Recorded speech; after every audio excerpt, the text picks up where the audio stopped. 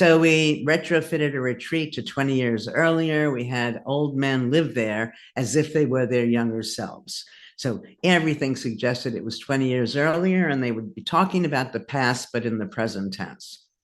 In a period of time as short as 1 week, their vision improved, their hearing improved, their strength improved, their memory improved, and they looked noticeably younger.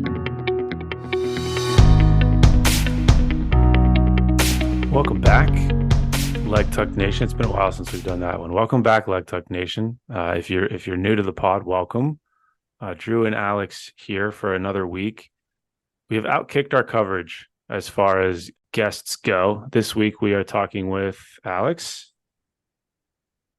Yeah, we've cited her a couple times on the podcast before, most notably the chambermaid study. This guest is a titan in the mindfulness space. She's known as the mother of mindfulness, if that's any indication. So Dr. Ellen Langer was the first woman to be tenured in psychology at Harvard, where she is still a professor of psychology today. She's the recipient of 3 Distinguished Scientist Awards, the Arthur W. Statz Award for Unifying Psychology, a Guggenheim Fellowship, and the Liberty Science Genius Award. She is the author of 12 books, including international bestseller Mindfulness, as well as The Power of Mindful Learning, Counterclockwise, which you'll hear her mention in the episode a little bit, which is an incredible study on essentially reversing aging by changing the conditions people are in, and On Becoming an Artist. Her trailblazing experiments in social psychology have earned inclusion in the New York Times Magazine's Year in Ideas issue. And she, as we mentioned, is known worldwide as the mother of mindfulness. You really, at least in America and probably the world, can't find a more qualified expert to have a conversation about what mindfulness is and what it can do for you. One of the reasons we reached out to her, and again, just like took a total moonshot here, but her most recent book is called The Mindful Body. And longtime listeners of this podcast will know that obviously human performance is one of the foundations of why we started doing this in the first place. And so to have somebody who is a leading expert in effectively tying all of that together through mindfulness, which is what that book talks about, was really unique. And as you can probably imagine from somebody who is in fact known as the mother of mindfulness, her perspective on this topic is all encompassing. She is far more qualified than we are to discuss these things. You can find her having conversations with Jordan Peterson. You can find her giving TED Talks on all this type of stuff. So one of those episodes that hopefully will drive those of you listening into some kind of further reading and further thinking, because there is so much more to this topic than we could ever hope to cover in a single episode. Yeah, we'll drop a bunch of links to studies in the show notes. It will not be a comprehensive list of studies because there's just too many. It's almost comical. Like even other studies in the field, almost all of the authors were once students of Ellen's at some point, dominating the space. You'll hear the phrase mind-body unity a couple times in the episode. That's a key phrase you can go look for to find a lot of her work. It's definitely something we'll talk about. And I think it's worth noting before we roll into the actual episode here, you'll hear almost immediately that we did not come into the conversation necessarily agreeing on everything. She pushed back on us. We pushed back on her a little bit. I think there was some pretty engaging conversation here about the role mindfulness plays and whether it's universally applicable and all sorts of stuff like that. So Ellen did not hold back on challenging us, certainly. I don't know if we challenged her as hard as she challenged us, but she definitely tried to change our perspective a little bit, and we hopefully provided a conversation that'll change yours too. Enjoy.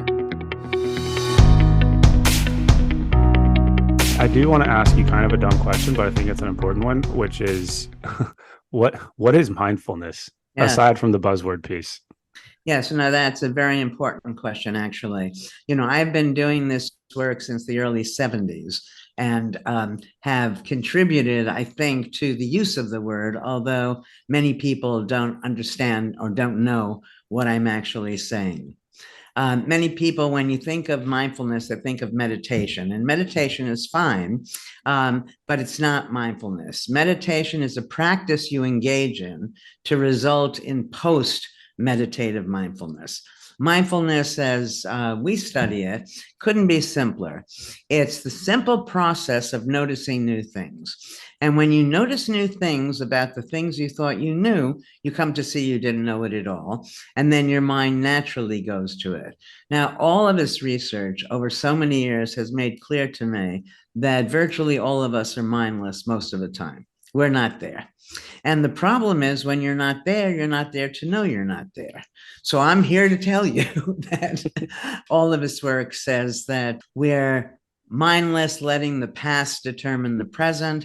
Then you have some people, well-meaning people who say, stop and smell the roses or be in the moment. And, that's very nice, but it's an ineffective instruction because, again, when you're not there, you don't know you're not there. So the way to be there are two ways, actually.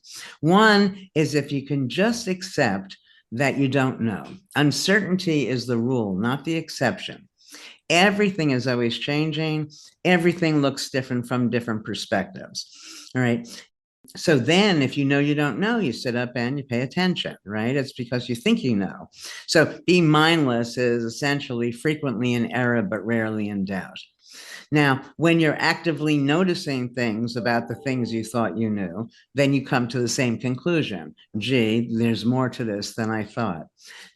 So when I'm giving lectures, just to put everybody on the same page, I might say, and I'll ask you, Drew, how much is 1 + 1? Because this is the thing that everybody knows, right? All right. And so if you hadn't read the book, you'd probably say 2. But 1 and 1 is not. In fact, if you even read the book and then forgot it, you might say I know the answer is not 2 because I've asked this question before, so I'm keeping my mouth shut. Okay. Well, 1 and 1 can equal 2. It can also be quite different. If you're adding 1 pile of laundry plus 1 pile of laundry, 1 + 1 is 1. Add 1 cloud plus 1 cloud, 1 + 1 is 1. 1 wad of chewing gum plus 1 wad of chewing gum, 1 + 1 equals 1. So in the real world, 1 + 1 doesn't equal 1. It doesn't equal 2 as often as it may. Now, so now that I've just taught you that 1 + 1 might not be 2, and after we speak, somebody, this is not very likely, but hey, Drew, how much is 1 + 1? So rather than mindlessly answering 2, what you do is pay some attention to the context, and then you'd say it could be 2. All right. And so you can feel the difference, that and when you live in a conditional world, a maybe world, you pay attention to see what things are important at this moment. I want to ask because I know like the types of people that listen to this and specific to the military, like they want to get into the weeds and they want to have sort of really specific answers and instructions. And so when you say mindfulness is paying attention to things, on the one extreme, I think of like, okay, I'm looking outside right now. Like, am I constantly scanning leaves, trees, houses, cars? No, that's a good question. What does that mean? Yeah, well, really, I think that what I probably should have said 45 years ago when I started with this is that we should never be mindless. We should never presume that we know. And so when you're walking outside and you're looking, you can pay attention to whatever it is you want to pay attention to, but just without the mindless certainty as you're crossing the street. So you're oblivious to the car that's speeding down the road. And I think, there was a study that I did a while back that's relevant to the Army indirectly. What we did was have orchestras. So imagine, teams, battalions, whatever, in the Army. We had orchestras perform the piece of music they were going to play with the instruction, this is the mindless group, remember a time that you played this where you were pleased with your performance and then just replicate it. For the mindful group, they were told, make it new in very subtle ways that only you would know. All right. And so to make it new, that means they have to be there, present. And we record the piece, both pieces, and we play it for people who know nothing about the study. And people overwhelmingly prefer the mindfully played piece, and the musicians overwhelmingly prefer playing mindfully. Now, it wasn't until I wrote this up that I realized how this speaks to leadership. All right. Now, if you recognize that the group that was mindful, that was actively noticing new things, that was in the present, came to superior coordinated experience, right? So when you're worried about what if all the troops are mindful, thinking that, well, they're all going to be going in, this way, that way. I don't think so. I think that what it would do was to bring everybody to the same place. Now, when you're mindless, you don't know what place it's bringing anybody to. All right. So that's kind of interesting, because I think that when battles and things of this are on one's mind, you want to make sure that people do the right thing. And it would be wrong to think that if they were mindful, you can't control them. You would not, if people were mindful, be able to probably to get people to do things that people shouldn't do. All right. But if there's a goal to be accomplished, it's going to be accomplished best by people being mindful. When you're mindful, you get to notice opportunities to which other people are blind, and you avert the danger not yet arisen. You were talking about like coordinating teams of people, and we've actually discussed that kind of thing numerous times on this podcast, not just in the classic military sense of squads and platoons and companies, but we work in the human performance space, and there's a lot of research on interdisciplinary human performance, getting strength and conditioning professionals to collaborate with nutrition professionals and mental health professionals and things like that. I don't know if I have a question at the end of this, but there's clearly something to the idea of, if each member of the team is operating mindfully, I think that's going to lead you in the direction of better interdisciplinary performance when you're combining specialties. Yeah, I think without question in my mind, because when people are mindful, there's always a modicum of uncertainty, which in some sense can be translated as a little humility. And so if you're in one area and somebody else is in a different discipline and speaks up, there's no reason to feel threatened. You don't close yourself off to what's being said. In fact, what you do is now have many choices about how to incorporate that information into what you already know. So the main thing is that when you're mindless, you have no choices. You're not there, essentially. It's like sending a bunch of robots out. And if you were to send a bunch of robots out to do whatever it is you wanted, you can imagine how that could be terrible, because when you start, you're programming these robots to do one thing, but the circumstance may have changed, and you want the person to be aware so that they can change with whatever that change is. So I got to ask this question because you're teeing it up, and I know I'm kind of jumping ahead here, but it's an important one because, and we talked about this a little bit off air, but like the military is at a sort of a crossroads where they understand, I would argue, the human element that they're dealing with, and people are individuals and they can make choices. And, we see that in little ways, like women can wear ponytails now, whereas before that was very much a taboo. That's probably the biggest, most important change that's occurred. But I think the point you're making is incredibly important about mindlessness, because the things that you're saying are that could be perceived as negative, robots and just doing things without thinking. That's exactly the type of soldier that the military wants to create. And I mean, you can look back at literature from World War I and World War II and even present day, and it's like, as soon as the bullets start flying, I just revert to the level of my training and I could operate my weapon and engage with the enemy and blah, blah, blah, blah, blah.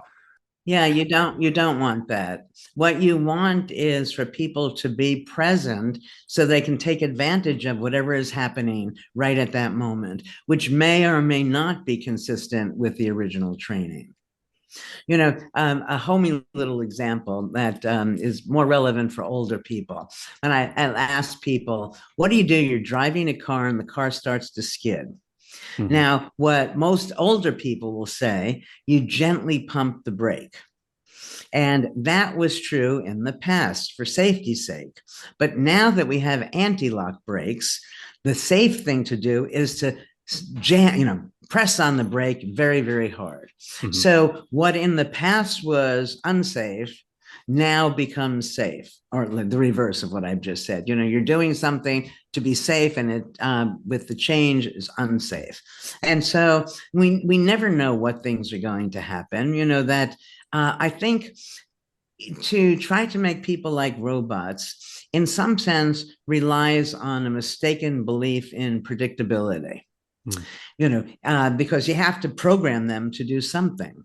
And when you recognize that prediction is more or less an illusion, that then you want people to be there so that they can make whatever decisions are sensible at the moment. People don't realize that we can't predict because they're so good at post-dicting after the fact, as you would say, Monday morning quarterbacking. So if I were to ask you, is my internet connection going to help us so we can have the rest of this interview? You have no idea, right? I have no idea. If everybody in the neighborhood started using their internet right at this moment, possibly not. Which could happen because there's so many terrible things happening in the world at the moment. A homier example, let's say you're at a party and you see Alex and Mary, sorry, Alex, you see Alex and Mary fighting. And I said to you, are they going to get divorced? You'd say, how do you know? Right? People fight. But now, as more typically the case, so we notice Alex and Mary fighting. 2 weeks later, somebody tells us, Alex and Mary are getting a divorce. I knew it. You should have seen the way they, went at each other at the party. So when you can't predict, then you stay present, right? Yeah. That's all of this information is arguing for. There's so many other advantages, though, to this active noticing. It's the essence of engagement. It feels good. All right. Now, if you have any organization, the organization is going to prosper from the members in that organization being happy, being healthy, and alert. And you can't have that when you're mindless. When you're mindless, you're not there, and you're not there to know you're not there.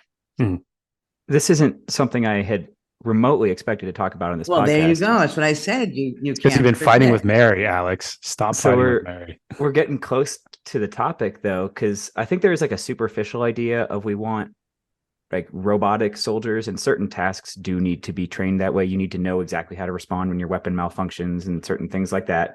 No. Wait, Alex, I disagree respectfully, or maybe not respectfully, but I disagree. That anything you learn, you want to learn it with an understanding that it's more or less going to work in this fashion. Sure. Right. And so if you're doing it like a robot, the little piece that wasn't manufactured to be up to code, is going to be ignored, rather than now you say, I need to make this slight adjustment. See, that's a good point. Well, I think that fits in well because like the DoD's overall approach. And would you have predicted that Drew would prefer my comments to yours? I mean, well, hold on. You can predict. I'm going to interrupt Alex and then let him take this back, because I remember reading the book On Combat by Colonel Grossman, and he talks about when when law enforcement are training on the range, they noticed that when they were done firing, all of their spent rounds were in their hands. When they were engaging with criminals on the street, they noticed when they were done fighting, they had collected their spent rounds. The reason for that was because when they were on the range practicing, they were told, pick up your brass because we have to clean the range and blah, blah, blah. So I see what you're saying, because you would argue that you would want them to mindlessly be present, or not present, but mindlessly engage with the enemy. But to that same point, be aware of the fact that things can malfunction. Things might be. But no, I don't think you never want to be mindless. This is something people really don't understand. So when you realize that being mindful is easy, that it's the essence of engagement, it's fun, and it's good for you. We make people more mindful, they live longer. So it feels good and it's easy, and it leaves its imprint in what you're doing. Why would you ever want to be mindless? Now, but we have that so ingrained in us that somehow you learn it so well, but you don't have to think about it. And that's fine. unless one of two things happen. Well, it's good to be mindless if you found the very best way of doing something, and two, nothing changes. And those conditions are never going to be Don't met. happen. Otherwise, you should be there. So let's say somebody had once said to me, all right, you're at a park, you've got a little kid, the little kid wanders onto the street. Shouldn't you just mindlessly grab them? To make them safe. And my answer to that is simple, that first of all, if you were mindful, the child wouldn't have ended up in the street. And number two, that a car can go to the right, to the left, straight, whatever. And so you don't want to just mindlessly grab the child. You want to notice where the car is going so that you can take the child out of harm's way. And the difference between being mindful and mindless. People think, well, being mindful takes a long time. It doesn't. Mindlessness may be nanoseconds faster. And I don't know a situation where that really matters. But not only that, what the Army and everybody else, any organization needs to realize is that mindfulness is energy begetting. And so what you want are the soldiers on the field, the workers, at work, whatever the location.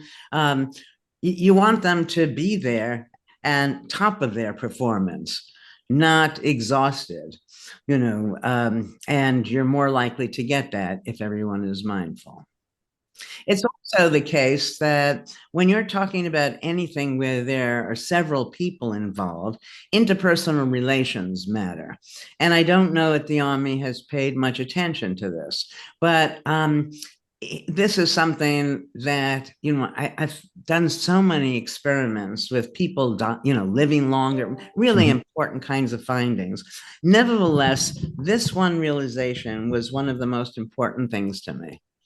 Behavior makes sense from the actor's perspective, or else the actor wouldn't do it. Nobody wakes up in the morning and says, today I'm going to be impulsive, obnoxious, and a bigot. All right. So when we see anybody doing anything and we cast aspersions and we judge them negatively, we're being mindless, because there's an equally strong but oppositely valenced alternative. So, Drew, I can't stand you. You're so impulsive.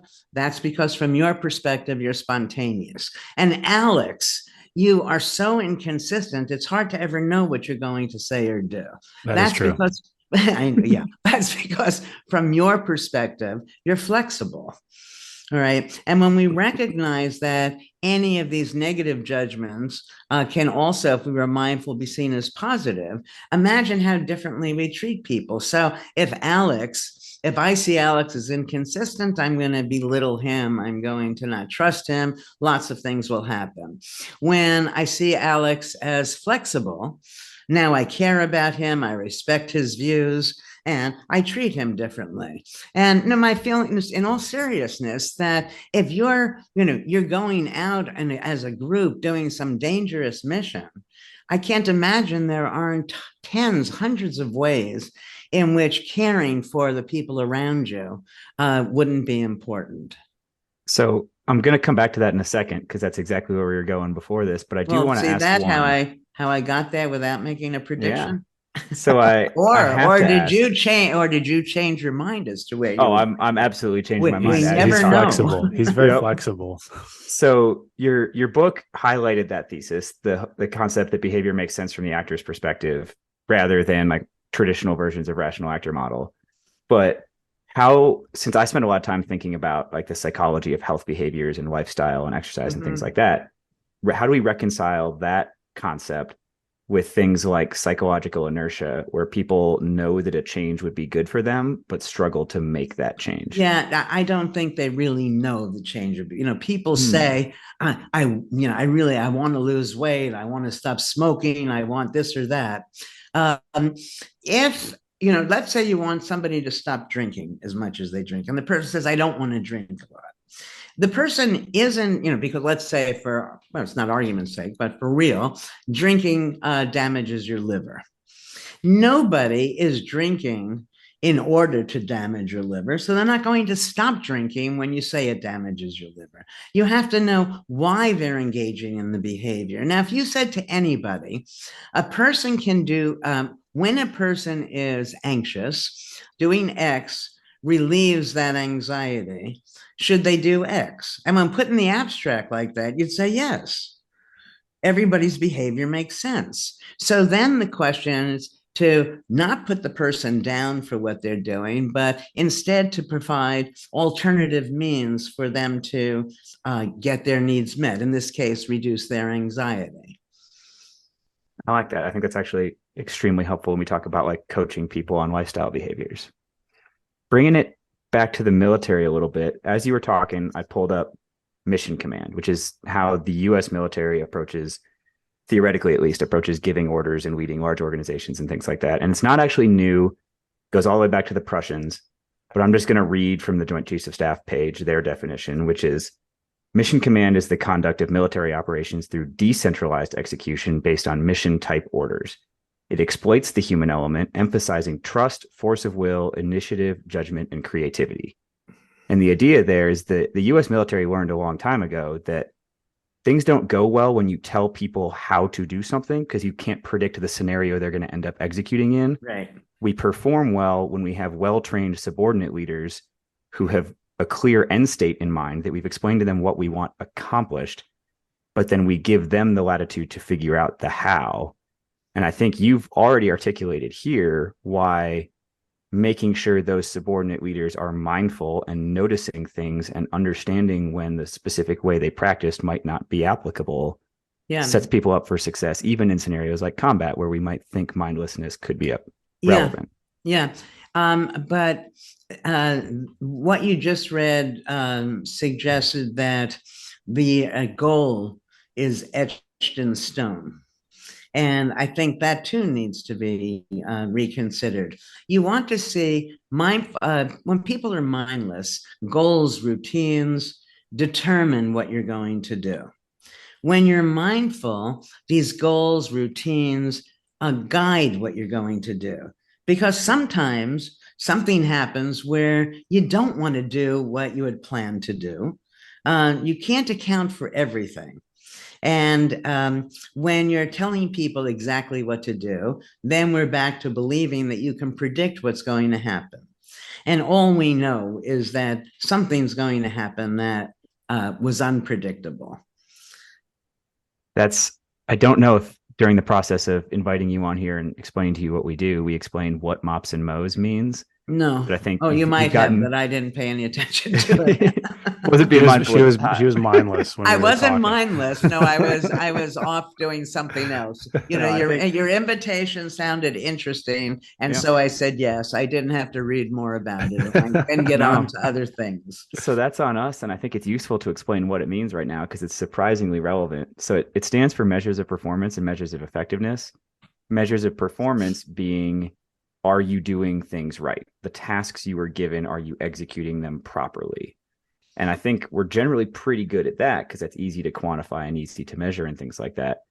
But measures of effectiveness is, are the things you're doing, no matter how well you're doing them, getting you closer to where you want to be? Exactly. Yeah. And that's the conversation we struggle with. And that's something that's harder to quantify and harder to measure. And I think to a certain degree, that's kind of at the root of this. Yeah, I don't really think that it's harder to measure.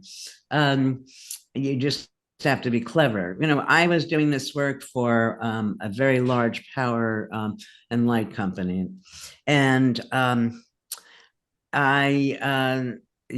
they were arguing, as most people do, but all the people who work there are very mindful. And so I said, well, if it's like any other company that I've been to in this country or the world, I don't think so. So I created an aerosol can out of wood. Right. So everybody I showed it to was sure it was an aerosol can. Now that aerosol can left in certain locations would have been very, very dangerous if in fact it had been an aerosol can rather than just a piece of wood. And the question we were asking, or I was asking, was how many of these people who you're sure are mindful actually notice it? And sadly, nobody did. Right. I was doing this consulting to this company, and I did the first round, and they were very happy. And then for round two, the price went up considerably, and they said, sorry, we can't afford it. And of course they could have. And then they paid me for the first round. And then 2 weeks later, they paid me again. And 3 weeks later, they paid me again, oblivious to the fact that they had done this. And all I did was bring the 3 checks in. And I said, you decide if you're doing things efficiently or not. That's the hardest part with all of this, is because everybody thinks that they're doing as well as anybody can do. And as you might have noticed in the book, I spend a lot of time talking about language, things that I notice that most people don't. And an example is try. So everybody thinks trying is good, right? And it's certainly better than not trying at all. But if I were to give you an ice cream cone, you wouldn't have to try to eat it, right? So trying has built into it an expectation for failure. All right. And so there are lots of things that, where we could have been was not good, where we are is better. And then the army, industry, schools don't know that there's yet an even better place where we could be. So not trying is not good. Trying is better than not trying, but not nearly as good as just doing. All right. And I have many examples of this. When I talk to my students in a health class about limits, to recognize that we never know how good anything can be. You can never prove that something can't be. Any experiment can only show you that what you tried didn't work, if it didn't work. So then I ask them a simple question: how far is it humanly possible to run? These are Harvard students. They're very smart. They know I wouldn't ask the question if the answer were 26 miles, a marathon, right? Mm-hmm. So they start, somebody says 30, it's like an auction, 35, 40. They never go beyond 50. And then I show them a video of the Tarahumara tribe in Mexico, Copper Canyon, where they can run 250 miles without stopping. All right. So when the Army arranges things saying, here's the best we can do, and we try to get to there, I think probably, we can go well beyond that. As I said to you before, that mindfulness is energy begetting. We have data showing that fatigue is largely a mindset. So for example, if we ask people, do 100 jumping jacks and tell me when you're tired, they'll get tired around 70. If we take a different group of people and we say, do 200 jumping jacks, they get tired at 140. All right. We can always do more than we think that we can. Unless, if the world is telling us you can't, then we won't. And I think that a lot of what the Army, as any organization, is trying to build into all of their policies and procedures, they start off with what they think the limit is. And so can we move people to that limit rather than open the whole thing up and perhaps go well beyond what they initially considered? But you're not going to get that when people are not enjoying what they're doing. You're not going to get that when people are mindlessly pursuing whatever the course is. So I want to ask you a question. Then ask me, Drew. If you want to ask me, ask me. That's why I'm Stop here. trying, just do. Sorry, I'll just do it. One of the things, a common theme with a number of our guests has been, how do you measure, X, Y, and Z? Because having been the person sitting in the room with the senior leaders talking about specifically human performance, you can very easily measure things like, scores on a PT test or time it takes to come back from an injury. And we have seen that the measurable things tend to get a lot of the resources. I think that everything I'm talking about can be measured. How do you measure mindfulness? How would you put mindfulness on a PowerPoint slide? Well, we can measure it actually, and we have a scale, but it's named after her, I think. Yeah, I think no big deal. There are 20 thoughts at once that are racing through my mind based on the little thing you threw out, thinking that you were just trying to make one point. Um, you know, lots of the work as that I describe in The Mindful Body is about mind-body unity. And that means mind and body are best seen as one, in which case then wherever you put your mind, your body necessarily is. And so we can so far exceed whatever limits we presume to be real. But you had talked about, you said wounds or something. And I don't remember in what context you just said it, but it triggered from me the study that we've just done on wound healing. So this is an example of mind-body unity and the enormous control we have over our health, well-being, and virtually everything else.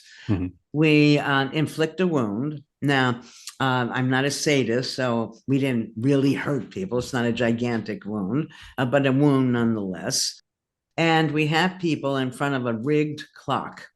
So for a third of the people, the clock is going twice as fast as real time. For a third of the people, the clock is going half as fast as real time. For a third of the people, it's real time. And what we find is that that wound heals based on clock time, perceived time, not real time. And, so basically, whatever we expect from people, 100 jumping jacks versus 200, how far can you run? How long can you go without being tired? And so on, are just grossly underestimated. I just want to jump in real quick just to tie this to something the audience will understand. The study they did on wound healing time and perceived time, the wound they used was from cupping. So those of you that are big fans of cupping for muscle recovery and stuff, that's what they're referring to as a wound. Yeah, well, yes, the skin is it literally is. It's a bruise. I mean, we could not cut people up, but we're doing another study now that where we take people who have different injuries, different medical conditions, and typically the case that the doctor will tell you that it's going to take, let's say, 6 months to heal. And in this study, what we're doing is having the doctor give people the fastest healing time rather than the average healing time. And we expect people will heal faster. And that's also important because if somebody is injured on, while on some mission, if we can get them back together, back healthy, faster, it's obviously to everybody's benefit. We also have in that same series of studies, let me just tell people the very first one, which was the counterclockwise study. Now, Alex, if you've forgotten the study, all you need to do is watch The Simpsons Go to Havana because they describe the study. This was the first study in mind-body unity. So we retrofitted a retreat to 20 years earlier. We had old men live there as if they were their younger selves. So everything suggested it was 20 years earlier, and they would be talking about the past, but in the present tense. In a period of time as short as 1 week, their vision improved, their hearing improved, their strength improved, their memory improved, and they looked noticeably younger. All right, we have people who have type 2 diabetes. We give them all sorts of tests. We're going to have them play computer games. The reason will be clear. We tell them, change the game you're playing every 15 minutes or so. Next to the computer is, again, one of those rigged clocks. So for a third of the people, it's going twice as fast as real time. A third of the people, half as fast, and a third of the people, it's real time. Blood sugar level follows perceived time, clock time, not real time. We have people in a sleep lab wake up. The clock tells them that they got 2 hours more sleep than they think they got, 2 hours fewer, or the amount of sleep that they got. Biological and cognitive functioning follows perceived sleep. Right. So everything we think we know about a person, I think, is probably a gross underestimate of what they or we are capable of doing.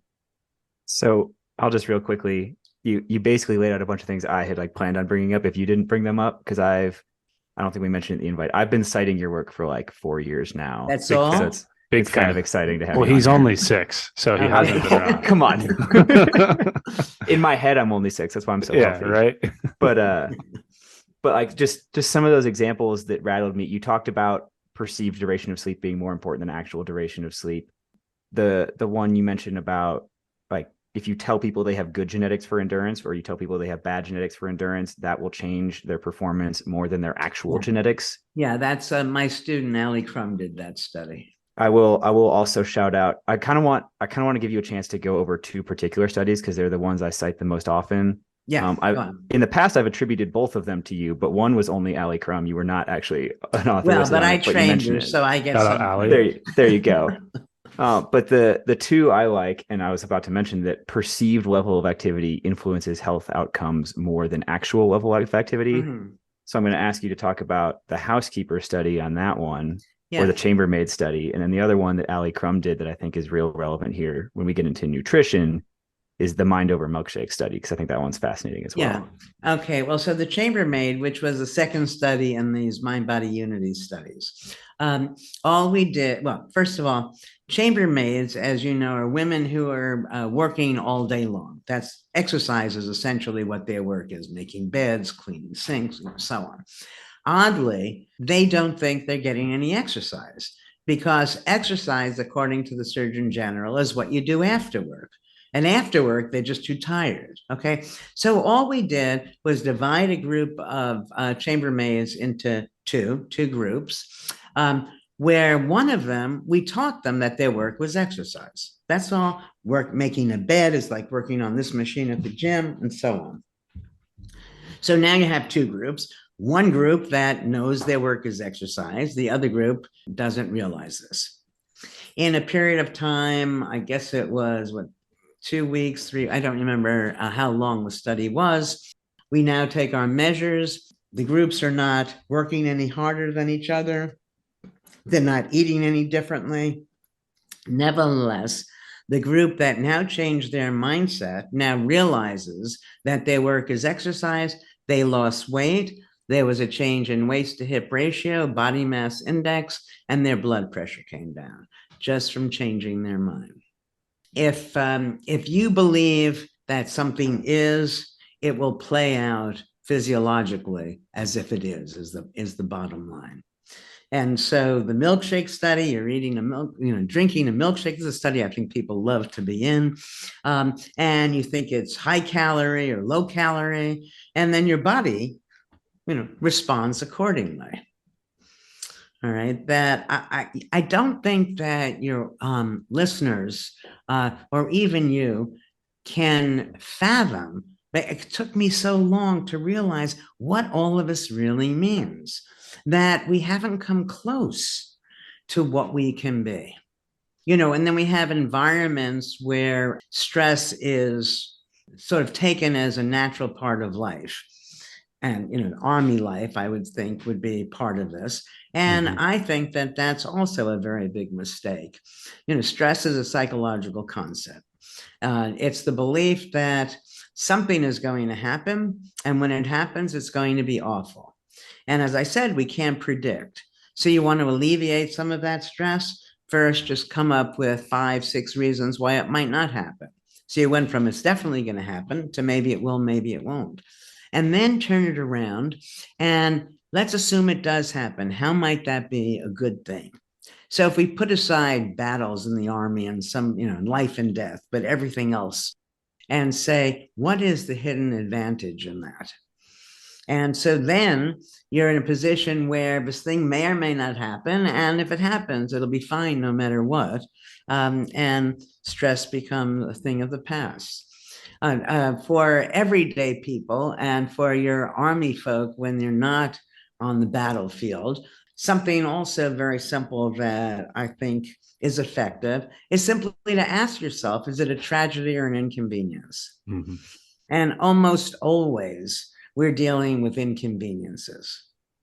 And oh my gosh, whatever. And so you take a breath, you ask yourself, does it really matter? Most of the time you're going to see that it doesn't. The soldier didn't polish his shoes correctly. I mean, okay. Are we going to burn him for that? If I'm not mistaken, and I'm probably citing your own research back to you one more time, but I think some of your findings illustrated that the perception that stress is harmful is more physiologically harmful than the actual amount of stress you experience. Yeah, that's Allie's again, but yes, Okay. very, very important that virtually everything we experience is going to be a function of our beliefs about what the experience should be. And all of these studies that you're talking about are in the negative, but we can turn it around. And let's say with the original counterclockwise study, people think that as you get old, you just sort of fall apart. Think about how powerful that study was. When have you ever heard a man or woman, in their 80s, 90, having their hearing improve without any medical intervention, their vision? So when somebody believes they can't do something, you can easily talk yourself into that. And as I said before, you can never prove that you can't do it, and you can always do more. Right? So you're doing 100 versus 200 jumping jacks. You change your expectations and everything else changes. And, the image I have about fatigue, which is probably relevant to the Army more than many other things, I can see if I've imagined there's somebody who's word processing all day long, okay, and his fingers are hurting, his shoulders, and can't wait till he can leave. And then he goes home and now he plays the piano. Okay. The point is that if you change the context, you get renewed energy. There's a fun study that Frank Beach did back in the 50s. I've never heard anybody else speak of this, but I think this is a great, you'll love it. So he takes a little boy rat and a little girl rat, and they copulate. Now, the little boy rat needs a refractory period, right? However, if right after he's finished with the first little girl rat, you immediately introduce a second little girl rat, he's ready right away. He doesn't need that refractory period. And, so I have so many studies and anecdotes and whatever showing that you change the context and everything changes. And we have to understand that context is in our heads. It's not, so an example that I use far afield from what you're interested in, but still, when my mother was in the hospital dealing with breast cancer, the hospital context is one that most of us has learned, and you ask permission to do things and you're kind of quiet and so on. Whereas if you're on a football field, you're yelling and screaming and standing on the benches and what have you. So that's what I mean by context. Now, when I was in the hospital with her, we had several, and there are always several contexts operating at once. So I'm in the hospital context, but I'm also in the parent-child, mother-daughter context. So in the hospital context, I'm supposed to leave at 7:00. In the mother-daughter context, I'm not leaving until my mother wants me to leave. I don't care what the rule is. All right. So I think that probably would make the Army nervous to use that example. Probably not a good one. But the point of it is behavior, the way we've all been taught, our behavior tends to be context dependent. We do what seems sensible given the context. However, we can change the context and thereby change our behavior. As you're talking about this, what comes to mind, and what I'd be curious to hear your thoughts on, is like and the reason I asked the question about measuring things is because the military really only focuses on things that are measurable. And for a mindfulness piece, historically, that's often meant surveys, quantifying things, personality tests. No, I think that if we made people mindful versus mindless and we measured physical measures, we find out how fatigued they are, how long they can keep doing this. So if I can take a group of soldiers and in a very subtle way keep changing the context for one group and not for the other, and we simply see how long they can keep performing in whatever way they've been asked to perform. I don't think measures are not hard. You just have to be a little used to generating these. Well, do you think that there is harm in, say, for example, I take whatever survey and it tells me I'm this type of person, or I'm on some sort of PowerPoint slide and I'm this percentage of 100. I think that's a problem. Right, because I would assume then that the soldier or whomever would then assume, oh, that's me, that's my identity, I am this. And what you're saying is that you can change that context and actually push behavior into the direction you want it versus just saying somebody is a certain way. Exactly. So there was a study that somebody did, I don't remember whom, but if you ask somebody questions that are there times when you don't like loud parties, Mhm. so you load it, you're just priming them one way or the other, and then you have them fill out these surveys. You can make anybody introverted or extroverted. Mhm. Everybody is happy in some circumstances, confident in some circumstances, not so confident or happy in other circumstances. And the thing is that the personality dimension seems stable because we choose the circumstances we're going to be in. Mhm.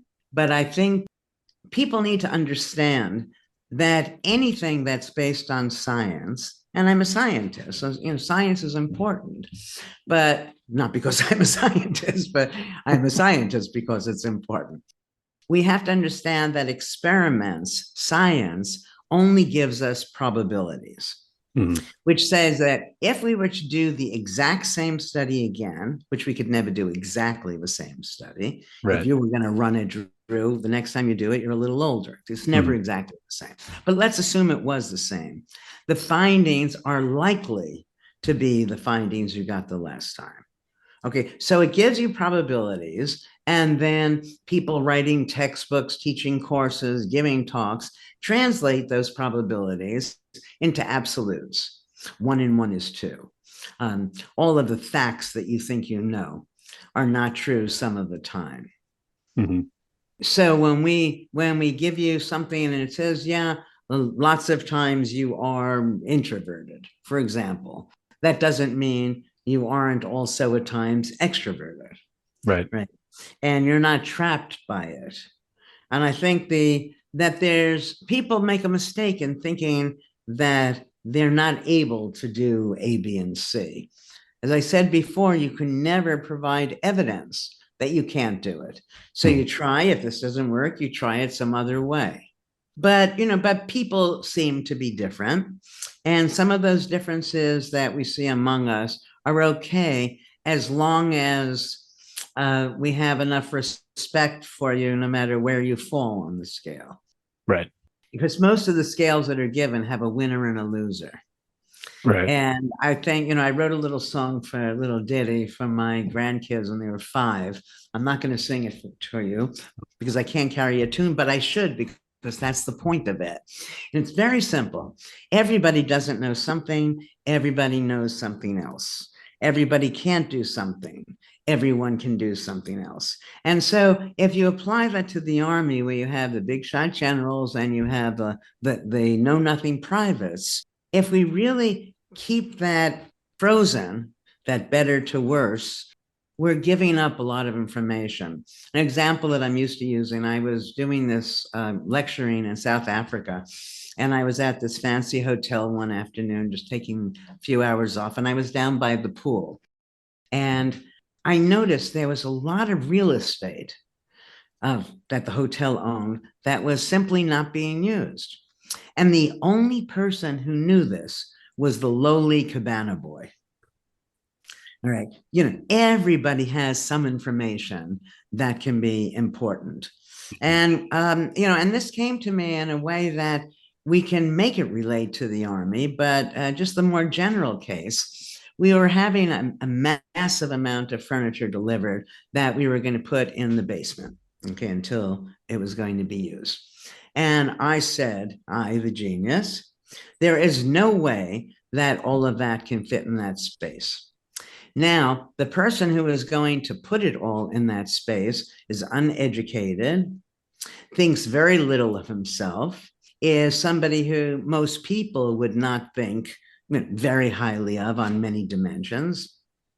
He put it all in there so that you could access each and every piece of furniture, without it being difficult. Mhm. So the point is, I, the genius, couldn't do it. He, the non-genius, did it brilliantly.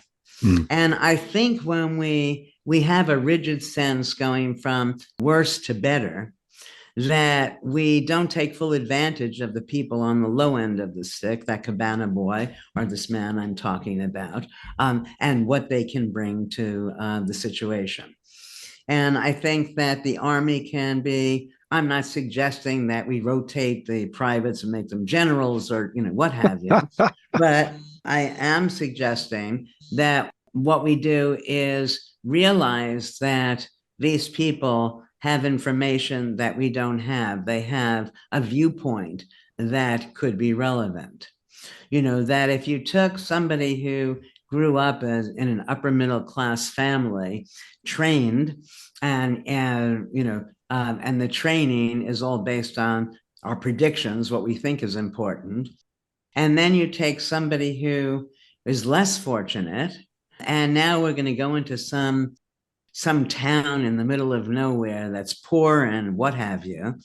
I'm not sure that this other person, the person who we've diminished in some way, doesn't have more information. Mhm. I had suggested something like this to NASA way back when, and it was not a group that was going to listen. But essentially, we were talking about some space mission, and I said, you can take your upper middle class men and train them, but you can only train them to notice the things that you know, not to know how to deal with the unknowns and the unknown unknowns. I was suggesting that maybe it would be worthwhile taking some of these kids from the ghetto who have nothing, right? The world has given them nothing, who somehow can figure out how to survive. And, this was, oh my gosh, this was just too far for them to go. And I'm not suggesting, that the Army go there either, but I am suggesting that we, rather than think we should just be giving orders to a certain group of people, that we recognize that there may be things that they can be doing that would actually meet some of our needs, even needs we don't yet know we have, that would restore a certain respect in these people, which would have the effect of them working more meaningfully, enjoying what they're doing. With all of that, mindfulness would make them healthier, which would be lower cost for the Army, and so on. Which is not an inconsequential thing that, when people are mindful, said that they're more energized, they're going to notice solutions that other people are not going to see. And all of this, it keeps them out of hospitals.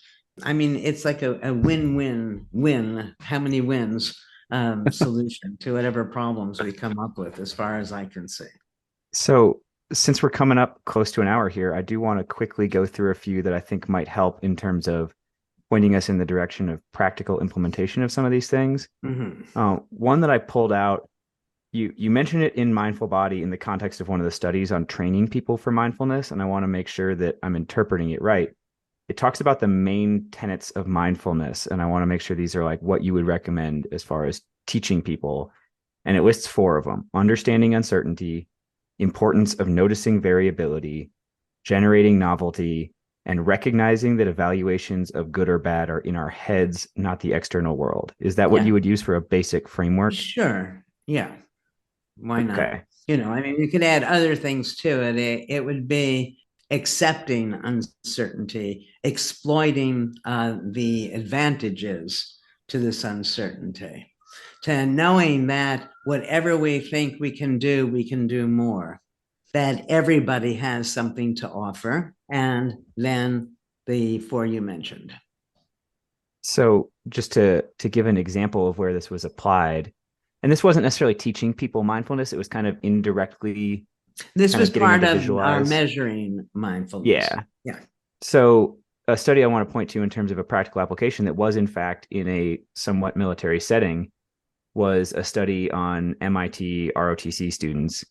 It comes back to the vision stuff you talked about, but like things you would not expect improving their performance on vision tests. If you put them in a flight simulator where they're like imagining themselves as pilots, and pilots have good vision, if you test them on vision afterwards, they see better.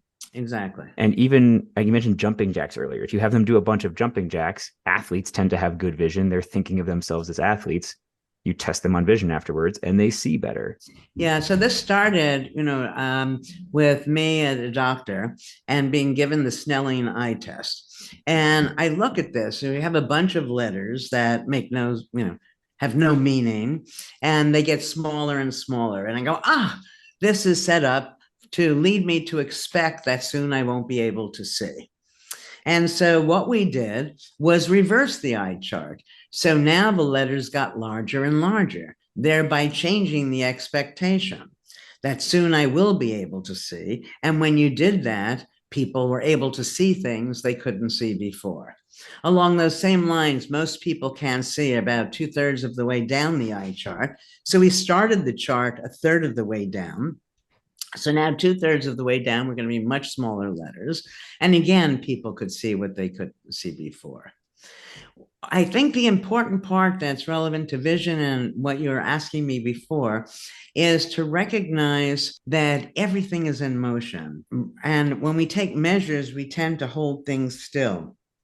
So even if we're talking about vision, you go to the doctor's office, you're looking at letters that have no meaning out of any context, and then you're told this is how well you see. I don't know about you, but if I'm hungry, I can see the restaurant sign, very far away. Things that are moving, you can see differently from things that are still, things that are in color, so on and so forth. But more important is that when we're able to see will also vary.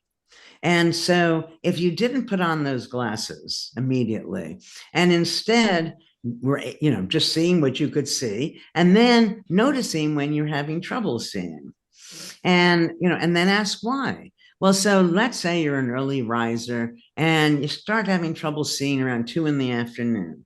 Perhaps it's because you're tired, in which case take a nap or have an energy bar. But by putting on the glasses, we're training ourselves to need the glasses. And remember that with elderly men, we were able to get their vision to improve. So things improve when we recognize sometimes it's better, sometimes it's worse. And we say, well, why now? Is it better or is it worse? And then we can take advantage of that information. And that's essentially the attention to symptom variability technique that we use to help cure chronic illnesses. We've done it with Parkinson's, multiple sclerosis, chronic pain, depression, stroke, arthritis, big things, right? And by getting people to notice when it's a little better, when it's a little worse, and ask the question, why, 3 things happen. The first, by saying that it varies, oh, wow, I'm not in great pain, for instance, all the time. Second, by asking why now, is it better or worse than before? That initiates a mindful search. And that mindfulness, as we've said now many times, itself is good for your health. And third, when you're looking for a solution, you're more likely to find one than if you're not looking. I have one final kind of practical application question. It's a little less practical than the previous 2, but I was really interested in the... As if anybody remembers what the previous 2 were. Yeah. I was going to say, selling himself short. I was really interested in the something in the air study direction, the mindfulness contagion stuff. Yeah, so this is wild. Can I just pause and say your studies have the coolest names? Yeah. They all sound like Disney movies. A lot of these are her students, so she must be training them well. The idea, before we go into it, just to lay it out for people, is that the simplest one I found was if you go into a room where there have recently been people in that room practicing mindfulness, it changes not only your perception, but also your performance. Right. You will perceive the room as more welcoming, and you will perform better on reaction time tests. Yeah. Nothing is different about the room, just that somebody was in there before you being mindful. And when it was done with somebody else in the room not being mindful, the benefits were not there. Okay, so I don't need to describe it. You described it perfectly. But let me say that I had a chapter in this book that initially I called the woo-woo chapter. And it was stuff that, really interesting. The data seemed to suggest this, but it's so far out, who knows? And I got rid of 3/4 of that. The in the air study stayed. So, and we're replicating it actually next month. There's something, many people who travel in the past, at least when I was your age, and you'd go to Europe and you never went to churches, in your hometown, but there are so many cathedrals that are impressive and important. And you walk into one and it just feels different. Now, the architecture is different. There's probably lots of reasons, but this in the air study came from that there is some way, and we have lots of data, studies that our mindfulness is contagious. Now, just think about it, even in the simplest way. When you're mindful, people know that you're present. When you're mindful, you're not judgmental, and people can feel that. And so when you're talking to somebody who seems to be accepting you, that's going to allow you to be more mindful. And we have studies where, some of the reasons that people drink a lot is because so many people are mindless and it's so discomforting that, let me take a drink so I'll feel better, that when they're with people who are mindful, they drink less. People who are autistic perform better. And then you have these strange effects of in the air. And one that's even more wild, that again, we need to replicate, but just so people see the extent of my insanity, we have, you'll be standing next to somebody, no eye contact, and that person is mindful or mindless. And we give you something to read that has a double word in it. And when the person next to you is mindful, you see that double word. Otherwise, you don't. And people don't realize how much they're not seeing because of their mindless predictions. So a famous study that Simon and Chabris did, where they have people watching a basketball game. In the middle of, and this is unbelievable, the classic. In the middle of the basketball game, right, somebody dressed in a gorilla suit comes on the court. People do not see it. And it's hard to imagine not seeing it, right? And you just think of how much we're not seeing, we're not hearing, we're not feeling, and we're oblivious to all of it. That's why I say that by reading this book and just getting a sense, my goodness, one study after the other, and then let your mind, go to places thinking, well, what if this, what if that? The worlds that we could be experiencing could be so different from the world we're experiencing now, where most people are stressed, so many people are depressed, people are committing suicide who have a potential for a long life before them. People are dealing with the world as if it's zero sum. If you win, that means I have to lose. All of these things that wouldn't be part of a mindful world. Mm-hmm. So I said that I was asking that because it's practical, and despite the woo-woo-ness of it, I think there's some practicality. The woo-woo-ness is, I believe the studies, which is why I did them and why I write about them. All I'm saying is those are, probably a little harder for some people to believe than some of the other haters. Yeah, eventually all of this will be known and be, sort of second nature, whatever that means to a lot of us. Exactly. I think it implies a tipping point where, as we start getting more people on board with some of these concepts, at a certain point, when you're surrounded by people who are on board with these things and exposed to more of it, it becomes easier to incorporate it in how you approach the world. That's all. Good. Well, I wanna be mindful of your time, but I also have a question I want to ask you. You both keep saying that, it's very clever that you're watching my time. And the last time Alex said, I'm watching your time, but I have 4 more questions for you. But go on, Drew. I'm happy. Give me your best shot. As you're talking, I'm thinking about something I've referred to quite a bit. And I think I'm sure other folks have done this, but Elon Musk is always the one who's referenced. And it's this idea of first principles versus analogies. And when you think through analogies, or when you think analogously, it's mindless things that allow you to sort of quote unquote save cognitive bandwidth or whatever. And what I'm envisioning is reaching for the coffee mug or pouring the cereal. These aren't things we do mindfully. But so would you think that in cases like that, there's a place for mindlessness? No, that's what I said before. Mindlessness is never to our advantage. If you're going to do it, you should show up for it. And mindfulness is energy begetting, not consuming. So you don't want to save your bandwidth. Fair enough. So now, being mindful of your time, I'm going to ask you one last question. You're going to ask me one last being, question, and then Alex is going to this is ask a me closer. 3 last No. questions. This is the actual closer. This is a closer. And I wrote this out, and I'm very proud of how I phrased this. So I hope that you find it to be entertaining. But being mindful of mindfulness, what is something you have changed your mind about in the last, say, 5 years? Well, So that's pretty good. Yeah, it was more than 5 years ago, but I did my dissertation on what I called the illusion of control. And that actually was a paper that became very important in the beginning to create behavioral economics. And the illusion of control study found that people were doing all of these bizarre things that suggested that they didn't understand probability. It'd be, although I didn't study this one, but it'd be like talking to the slot machine and thinking that that's going to, come on, baby, that that's going to change the likelihood of winning. And then I realized that it's a mistake to call it an illusion, that from the perspective of the person who's doing what I initially saw as bizarre, they believe that they have control. And then we can never know, whether somebody has control over something or not. There are many things where we say there's no way it can be done until somebody does the impossible, and then we recognize that it's possible. So that was probably an important change for me. Realizing, as I've already told you now, also more than 4 years ago, but that every time we're being judgmental of ourselves or somebody else, we're being mindless.